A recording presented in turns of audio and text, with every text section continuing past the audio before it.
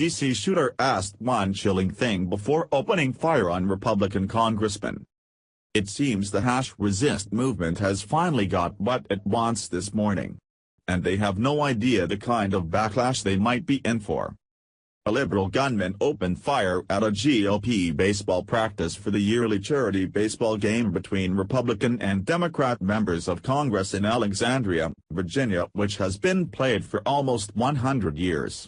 This morning, 5 people, including House Majority Whip Steve Scalise, 2 Congress staffers, and 2 Capitol Police officers, were all wounded. Thankfully they are all expected to make a full recovery. But before shooting, the Liberal Scumbag asked which was the team practicing. If it was the Democrat or Republican team.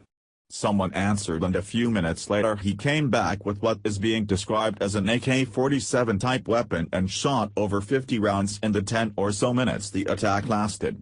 Capitol Police, who are part of Congressman Paul Ryan's detail since he is third in line for the presidency, managed to return fire and subdue the scumbag liberal. Let's pray it doesn't end well for him. The gunman has been identified as 66-year-old James T. Hodgkinson of Belleville, Illinois. He was shot by Capitol Police and is in now custody. His condition is not currently known. The FBI is also currently investigating to see if there is any link to terrorism. Pictured above you see who this scumbag really is. He is a Bernie Sanders communist who had bought into the so-called resist movement the American left has made up to support chaos and anarchy against our new president Donald Trump. The left won't be able to hide this one. In the picture below you can see he went as far as to call our new president a traitor. Constitution.com reports. Dangerous hate-mongering, are Democrats working to get President Trump assassinated? Throughout American history, leftists have proven far more dangerous to the lives of public officials than Americans of other ideologies, and with the unhinged way the left is reacting to the impending Trump presidency, one has to wonder if they are fomenting a climate where one of their brood will take up arms against our new commander-in-chief. Since November 9, liberals have completely lost their minds over the coming era of Trump, and not just in the traditional political sense.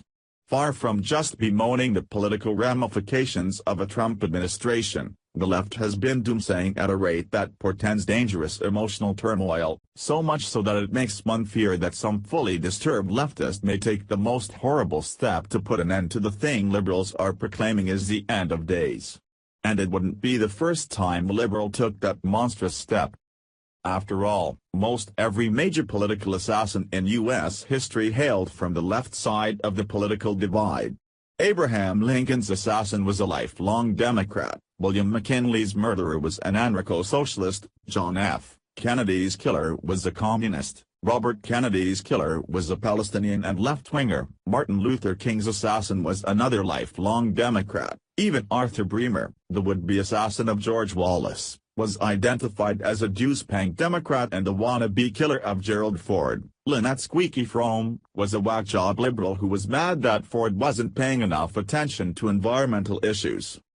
While it's true that other political assassins or killers with a political motive were mental cases, it is also true that very few political killers in U.S. history killed because of a right-of-center ideology. Of course, the newest reason for such murders is Islam, and while that is another story, even that motive has no connection to the American right. Certainly many of these sick-minded people didn't need the urging of a wider political movement to perpetrate their terrible actions, but what we are seeing displayed by the political left today after the election and electoral college verification for Donald J. Trump is absolutely fostering just such a climate that could as the way for some left-wing nut job with a dark and dangerous plan. And remember, we already had a recent Republican president liberals were hoping would be assassinated. Hollywood leftists even created a movie called Death of the President which portrayed the assassination of George W. Bush. It was a low-born, fantasy snuff film by liberals that caused the dark hearts of liberals everywhere to soar with bitter delight. Liberals all across the country are pushing followers to hate at the most vitriolic level. Take frequently fired ranter Keith Olbermann, for instance.